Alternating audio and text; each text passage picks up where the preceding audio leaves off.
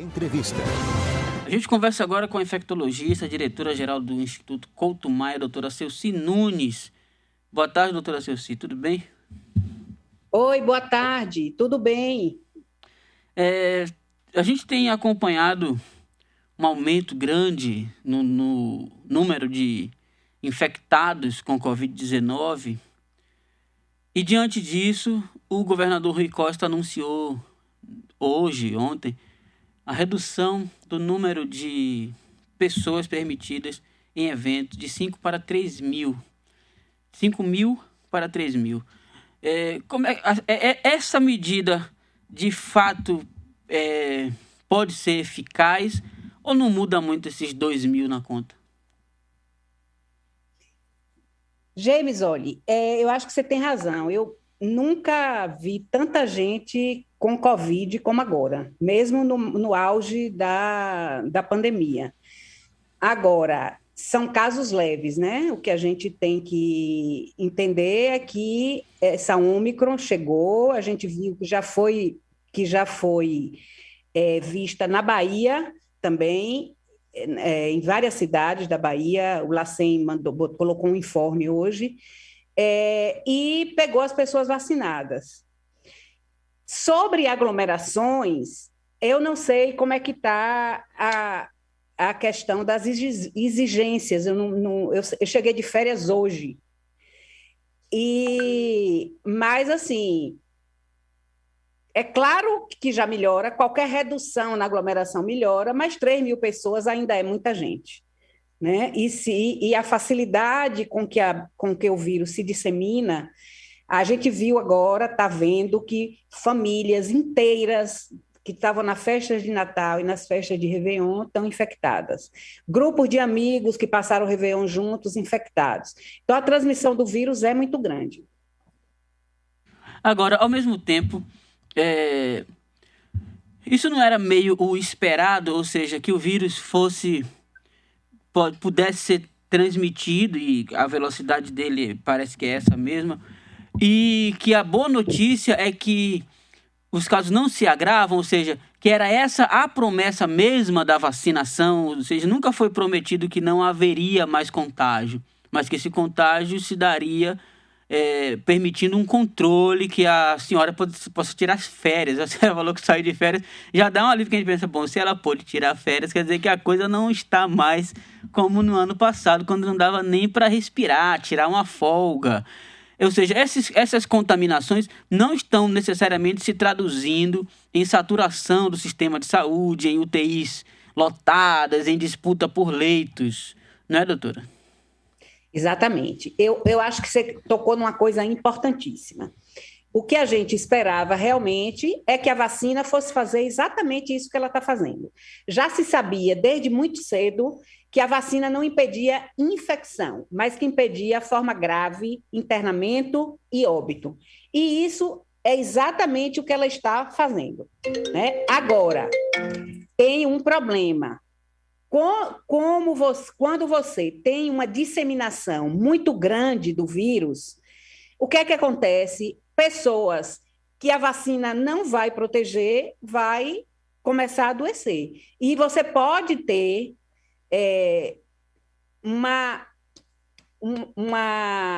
como é que se diz? Pressão no sistema de saúde, né? É claro que é uma pressão menor, a gente está com um percentual de pessoas vacinadas muito grande, já, inclusive pessoas com terceira dose, já tem um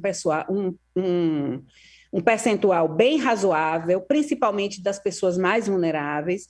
Então, a gente espera que o sistema de saúde não seja tão impactado como foi em 2020 e em 2021. Olá, doutora Celci, que prazer falar com a senhora Daniela aqui.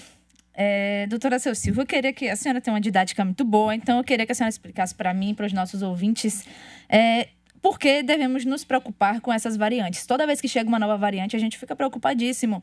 Nova variante confirmada. E a gente não sabe qual é o impacto disso, principalmente porque quando traz uma nova variante, essa já possui X mutações. Então, na nossa cabeça, claro, essas palavras nos deixam preocupados. Mas como é que funcionam as variantes? Assim, qual é o papel da desigualdade vacinal nesse surgimento dessas novas cepas e por que a gente deve se preocupar? É com todas que a gente tem que logo ligar o pânico? Fala um pouquinho sobre isso, por favor. Quando você está numa pandemia, né, você tem uma infecção no mundo inteiro. Se você tem alguns lugares, como a gente está vendo agora a África, né? Ontem eu vi um dado de vacinação em todo o mundo. A África é o lugar que está mais atrasado, 9,6% de pessoas vacinadas.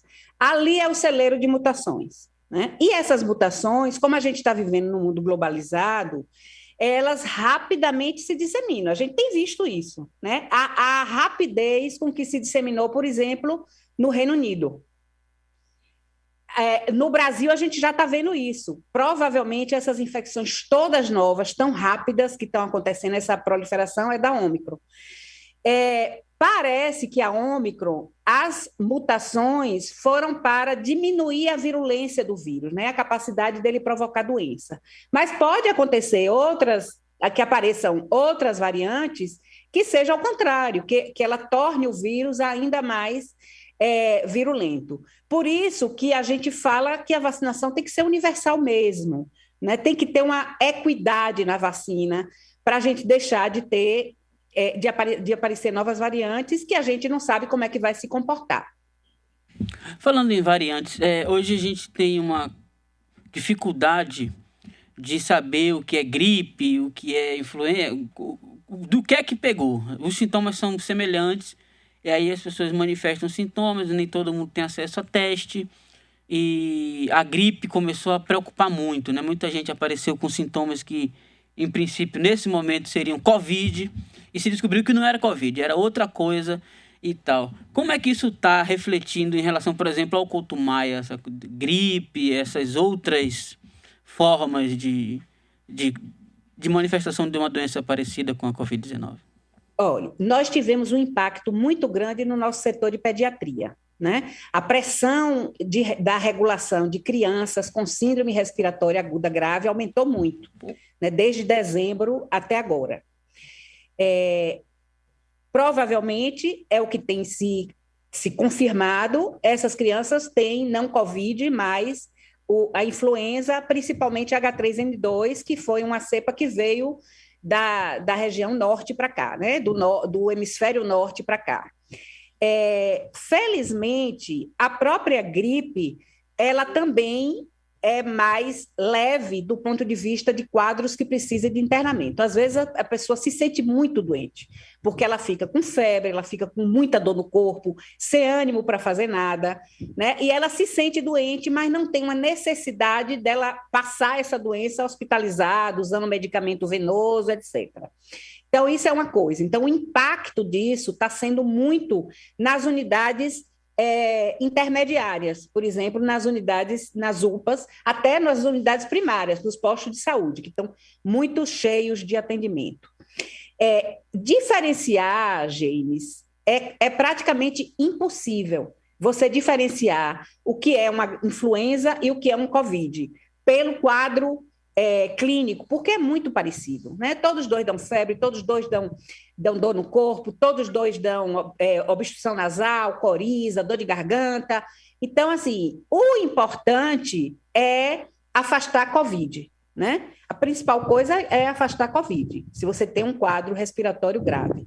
Dizer se é realmente influenza ou se não é influenza é uma coisa que é importante do ponto de vista epidemiológico, mas não é tão importante do ponto de vista clínico, porque as pessoas que vão precisar se tratar de uma gripe, né, que a gente já tem essas pessoas que são os idosos, os que têm um quadro muito, muito mais grave, que tem falta de ar, você vai tratar qualquer influenza do mesmo jeito, né? Então, a diferenciação importante tem que ser de você afastar a possibilidade de Covid. Recentemente surgiu uma polêmica porque esses autotestes, né, tem uma dificuldade. O Brasil, desde o início da pandemia, enfrentou uma dificuldade para exame, para identificar e tal, uma resistência do próprio presidente, tudo isso. E agora a gente já tem um outro período, já vive uma outra etapa dessa questão toda, mas recentemente, por uma norma da Anvisa, foi proibido essa coisa do autoteste, né? Chico aqui mesmo comprou alguns e tal, mas oficialmente esses testes são proibidos porque não pode dar ao leigo a possibilidade de fazer o próprio exame. Como é que a senhora encara essa situação? Olha, James, eu tenho uma filha que mora na Inglaterra. Na Inglaterra, o próprio sistema de saúde, o NHS deles, encaminha os testes para a residência para a pessoa coletar. Agora, o laboratório é que processa, eles encaminham pelo correio. Isso torna a testagem muito mais fácil. E é importante essa testagem fácil. Mas no Brasil a gente tem uma cultura de que esses exames, esses autotestes, a gente tem essa resistência com o autoteste de HIV, a gente está tendo essa resistência com o autoteste de Covid-19, né? A gente sabe que esses testes de antígeno eles estão cada vez melhores, eles se aproximam, inclusive, na sensibilidade e na especificidade ao PCR, que é considerado o padrão ouro. Né? Então, assim, eu acho que a gente precisa vencer essa resistência da autotestagem em várias doenças. Agora, uma coisa que você falou é concreto. A gente tem tido dificuldade de testar desde o início da pandemia. Esses testes, quem distribui? Teste de HIV, teste de sífilis, esses testes rápidos, todos quem distribui é o Ministério da Saúde. O Ministério da Saúde, a gente não tem Ministério da Saúde funcionando atualmente, né? A gente não tem, eles não estão fazendo teste, eles não estão orientando protocolos, nada. Então, essa dificuldade a gente está tendo mais uma vez com a questão da testagem. Doutora Celci, eu quero voltar aos sintomas, né? Que, como o James estava falando, a gente fica com uma certa dificuldade de saber, e a senhora complementou que isso é mais importante, né? Do nível epidemiológico, não necessariamente do clínico. Então, quando saber a hora de procurar ajuda médica? Assim, tem 3 dias de sintomas direto? Qual é o protocolo? Olha, eu acho que se você teve um contato com alguém com Covid e desenvolve uma doença, uma síndrome gripal, uma síndrome respiratória, é importante que você vá fazer o teste, porque você pode estar disseminando a Covid-19. No caso da influenza, a gente tem os grupos de risco. Então, crianças abaixo de 5 anos, grávidas, puérperas e idosos, teve uma doença respiratória, com tosse, com febre alta, não deve esperar muito, deve procurar logo um atendimento médico, numa UPA, num posto de saúde, etc. Mas os grupos mais vulneráveis, né? Então, uma pessoa que não tem doença nenhuma, está lá com febre, uma dorzinha no corpo, não teve nenhum contato com Covid, ela não necessariamente precisa de uma assistência médica imediata, a não ser que ela tenha um agravamento do seu quadro, né? Agora, doutora Celci, no início da pandemia, se evocou muito a tal imunidade de rebanho, né? Seria todo mundo se contaminando, o corpo desenvolvendo anticorpos, e a pandemia se dissipando. Eu li recentemente um artigo de que pandemias tendem a durar, historicamente, 2 anos, que seria o que a gente está se aproximando. Com a vacinação, que ainda não é universal, mas que já cobre uma quantidade significativa de pessoas, falando no Brasil especificamente, e sendo que a Ômicron ainda parece que é uma variante mais fraca mesmo, existe uma possibilidade de uma espécie de imunidade de rebanho no quadro que a gente observa agora? Olha, a imunidade de rebanho, esse conceito é aplicado à vacinação, né? A gente está alcançando uma chamada imunidade de rebanho, mas para casos mais sintomáticos, casos mais graves. A vacina ela não tem uma proteção como outras vacinas têm para infecção. Ela tem uma proteção para doença. Tem alguns cientistas falando que talvez a Ômicron, por ser menos virulenta e por se espalhar muito, ela ajude, né? Porque quando você tem a infecção, você pode ter um período de imunidade à doença, né? que é variável nas várias doenças, mas parece que existe. Então, isso pode estar ajudando, seja uma combinação de coisas que pode estar ajudando nessa imunidade coletiva.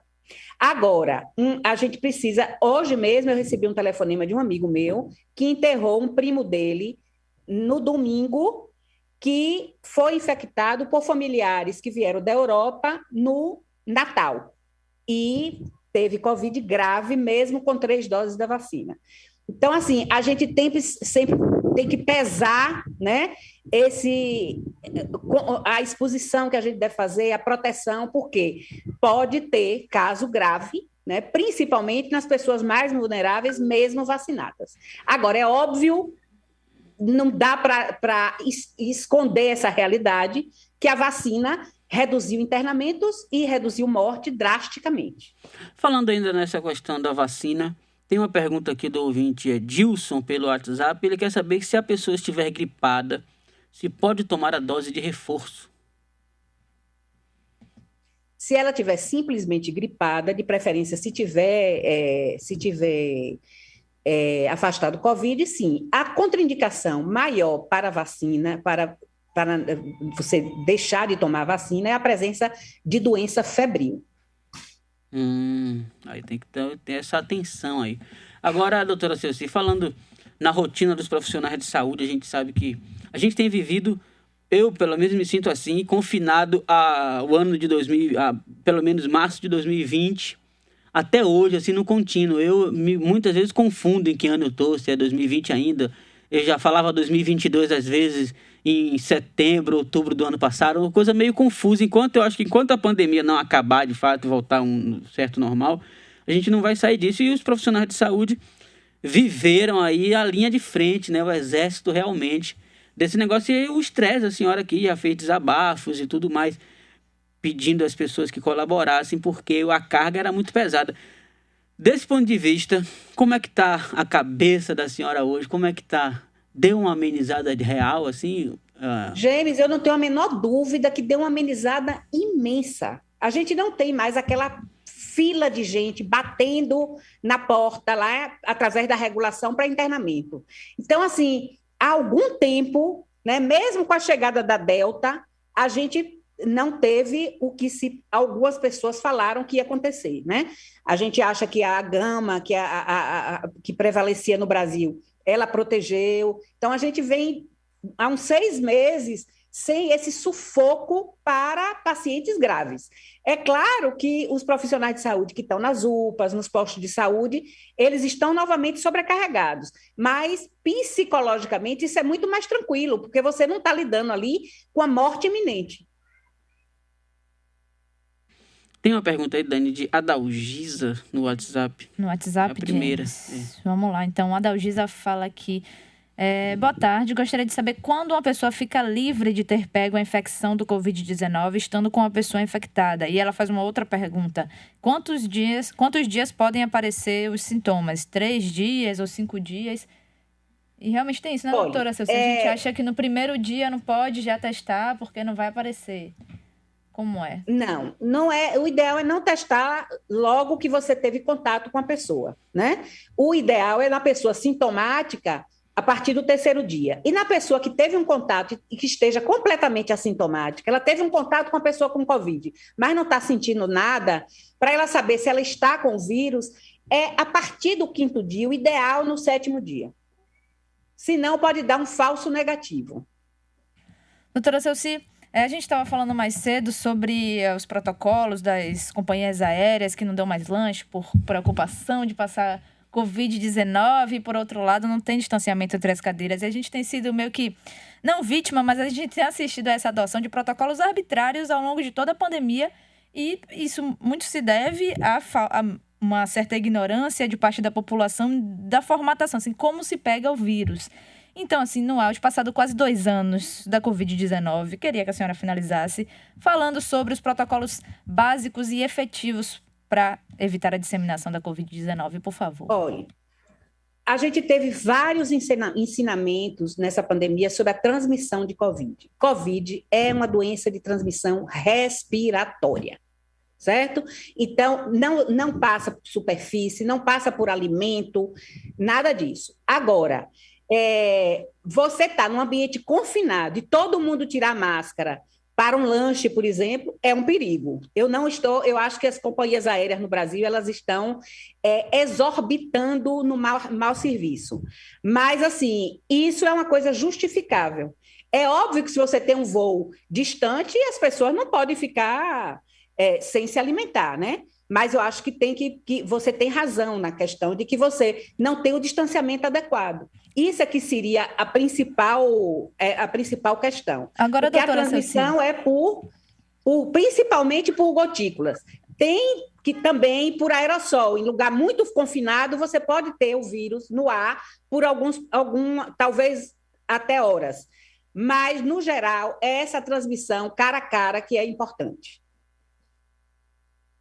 Doutora Ceuci, muito obrigado por mais... Mas eu queria falar só mais uma coisinha rápida. Fica à vontade. Hoje eu tive o desprazer de ver um vídeo do presidente do CFM se colocando contra o passaporte sanitário, né, contra a exigência de vacinação para você entrar em locais com muita aglomeração. E disse, mas se a vacina não protege de infecção, a pessoa pode estar vacinada, estar infectada e contaminar as outras pessoas.